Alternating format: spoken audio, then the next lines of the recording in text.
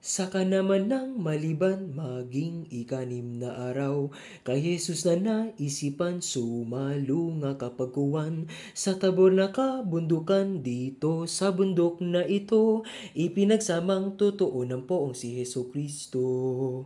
Yaong tatlong disipulo si Juan, Pedro at Jacobo, nang sumapit sila naman doon sa kaibabawan ng tabor na kabundukan si Jesus na poong mahal, nanalangin kapag kawan manangay kaginsa-ginsa.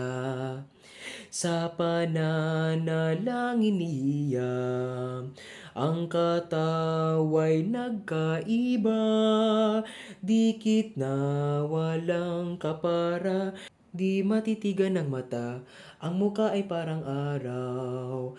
Natantong nakasisilaw at ang damit sa katawan, parang busilak na tunay, puting hindi ano lamang.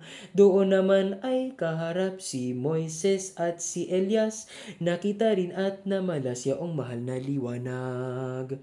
Nang mahal na Diyos anak, nang makita naman ito, niyong tatlong disipulo, tuwang hindi mamagkano. Poon anila't maestro, dito na magtahan tayo, at kung ibigin po anya dito tayo gumawa pa ng tatlong bahay na sadya. Tahanan mo po ang isa, kay Moises ang ikalawa, at ang bahay na ikatlo ang kay Elias bagang santo. Anay samawi ka ito niyong tatlong disipulo, may himala pang nabago ito namang alapaap, puting lalo sa busilak, tumakip sa Diyos anak, at may boses pang nangusap, ito ang ipinahayag. Ito ang anak kong tunay na aking kinalulugdan, at siyang kinalalagi ng buo kong katuwaan. Lubos na kaligayahan nang marinig ang ganito, niyong tatlong disipulo nagiklahan ng totoo.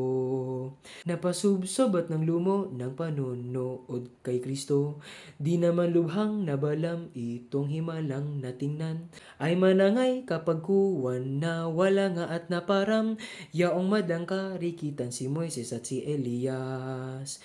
Nawala naman at sukat, dito itong Diyos anak, pinabangon at tinawag ang tatlo niyang alagad, sa mauli na ang loob.